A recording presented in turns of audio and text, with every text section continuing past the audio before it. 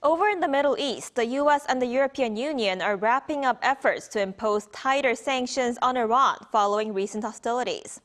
This move coincides with diplomatic maneuvers by Israel, which has called on dozens of nations to target Iran's missile capabilities. Our Shin Se-byuck reports.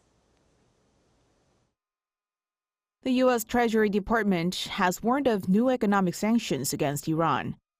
U.S. Treasury Secretary Janet Yellen made the announcement on Tuesday during a news conference on the sidelines of the International Monetary Fund and World Bank spring meetings in Washington.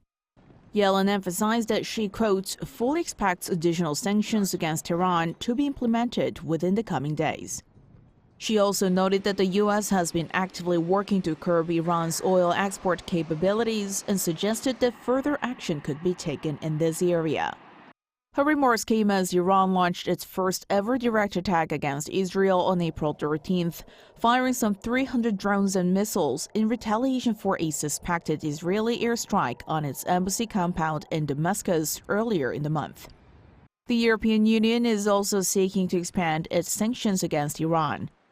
On Tuesday, the foreign ministers of the 27 EU member states convened an emergency video conference where several countries agreed on the need for additional sanctions against Iran. Some member states propose the adoption of expand the restrictive measures against Iran. The proposed sanctions reportedly include targeting components used in Tehran's weapons manufacturing. The sanction-related developments from the Treasury Department occurred as Israel ramped up diplomatic efforts to advocate for broader sanctions against Iran. Earlier on Tuesday, the Israeli Foreign Ministry revealed via a social media post that it has sent letters to 32 countries urging them to impose sanctions on Iran's missile program.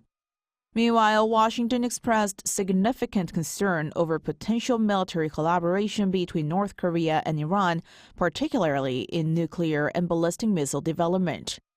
State Department spokesperson Matthew Miller raised such concerns in a briefing on Tuesday in response to a question about suspected cooperation between the two regimes.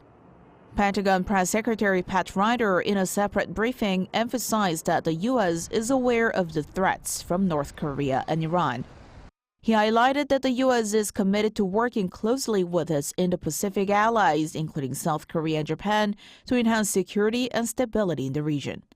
Shin Se-byuck, Arirang News.